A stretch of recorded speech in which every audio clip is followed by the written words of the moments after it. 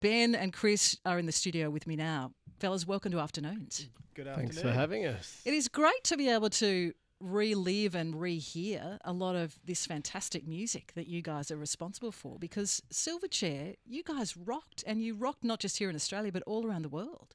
Yeah, look, the band had much great success, and it was an extremely wild ride.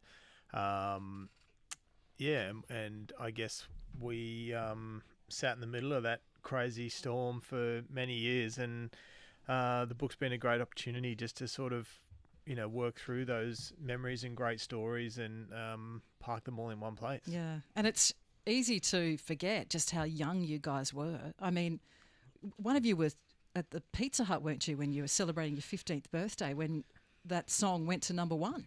Yeah, I think it was my 15th birthday. I think it was, Pizza yeah. Hut in Newey. And we got the call from our manager. Awesome party. It was a great party. You would have just been worried about all you can eat. Yeah. But we got a call from our manager and the guys from Sony, and they said, you guys are number one. And we were basically like, yeah, great, guys, cool. We just need to get back to the all-you-can-eat bar. Because the concept of what you'd achieved, it would have sort of been, you wouldn't have sunk in really for kids. School boys from Newcastle wouldn't have really hit you. No, I think a lot of the enormity of it and it just everything going on around us a lot of the time probably did,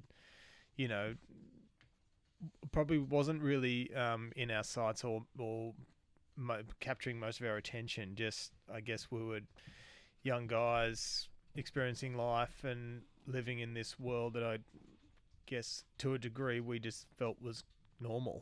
Yeah. We were definitely ambitious. Like, we wanted to be a great band. We wanted to be a big band. Well, you were a great band. I mean, you wanted to be, but you were. But I guess all the successes that came with it, like once our wishes became a reality, I think a lot of it was a little bit over our heads. But I guess the good thing about our intentions was that the music, at the core of it, the music and making great music and being a great band was always the driving force, So, the being chart positions and album sales, that they're all great, but we always focused on making great music. And the rock and roll lifestyle caught up with all of you. Yeah, look, I think the drugs, the alcohol, all of it. Yeah, and I whether it's just through that age, your teenage years into your 20s and all the rest of it, you're going through a lot of sort of personal development and growth and all that sort of stuff, and probably trying to essentially find out where the limit is, But I mean, you had your parents with you travelling in the early days, didn't you? I mean, we did, yeah. And you went back to school. You were, here you are topping the charts, and you're back in the classroom trying to live a normal life. And in that first episode of Australian Story, which was really lovely, seeing you revisiting the school and even the garage that you used to play in, it must have been a nice walk down memory lane for you guys too. It was. And, we've kind of reminded ourselves of a lot of great things that we did together. And the book has, definitely given us an opportunity to celebrate some of those moments. That friendship broke down, though, didn't it, between the three of you and between the two of you? Yeah. How were you able to mend it? Well, that had a lot to do with alcoholism, which I struggled with for a long time.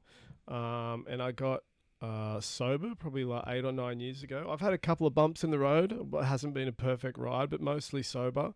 But there's a certain clarity that you get once you stop drinking after a certain amount of time. And one of the main things that was important to me was to mend those important friendships. And obviously Chris is a very important friendship of mine. We've shared so much together. We've had a 40-year friendship. You're like brothers. Yeah, really. 100%. So, it was really on me. So I contacted Chris and we met up and just laid everything on the table and basically said I didn't mean anything that I said and I'm sorry, and we've never looked back. And you've had some real health challenges as well, Chris, which I know Ben's been with you during that. I mean, cancer and a heart attack, for goodness sake. Yeah, look, life's definitely thrown its fair share of challenges. I guess, I don't know, it definitely shows you how important life really is, and it's there to enjoy and not dwell. And go for those things that you find important and special.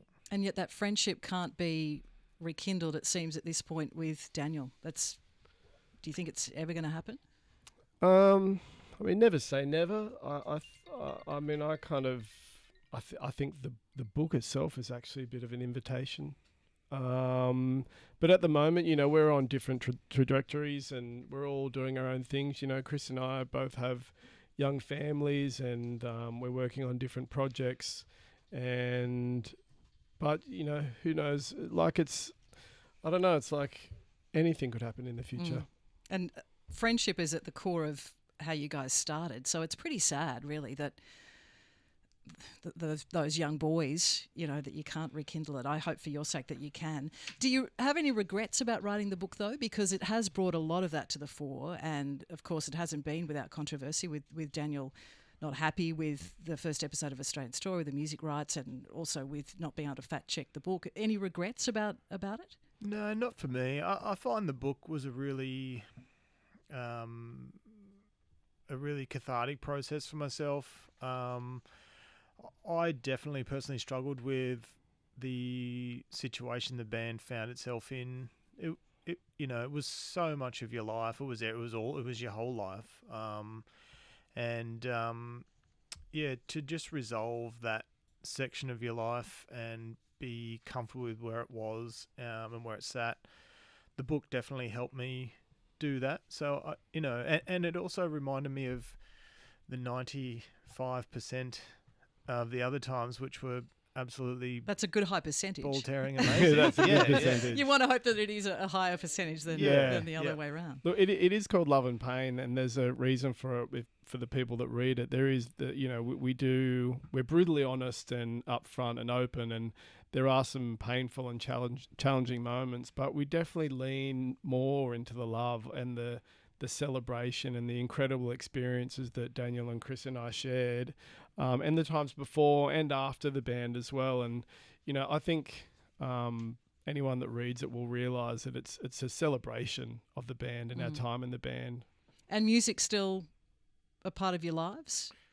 Yeah, look, for me, a little bit, not as much, nowhere near as much as it used to be. Because you live up in Coffs now, my hometown. Beautiful Coffs Harbour these days. But Ben, I guess Ben's definitely got a bit more of a toe still in the water. Yeah, I'm still active. I guess it's still on the sticks. Still on the sticks. Look, it's more of a hobby these days for me, But I do, just like when we started Silverchair. We started playing music together before anything took off because of our love of it, and I've always had that love and passion, and that I don't think that will ever dim. And I just want to be playing music and creating music in any way or form. And I know that I'll be talking to Bo Ryan later in our next hour. I know that you're one of the celebs involved in the race. Yes. And you've been put to the test in that regard. I've seen the first episode in Delhi, and yeah, that's a challenge.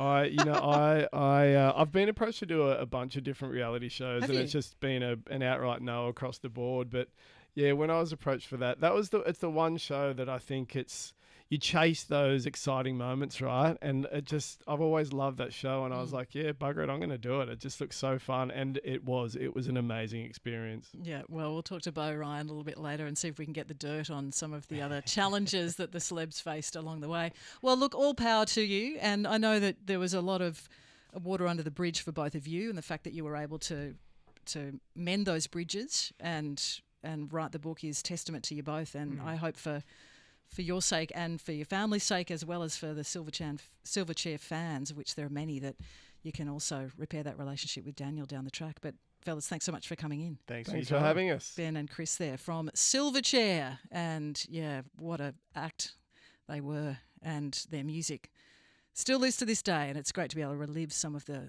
great music from Silverchair as a result of this book.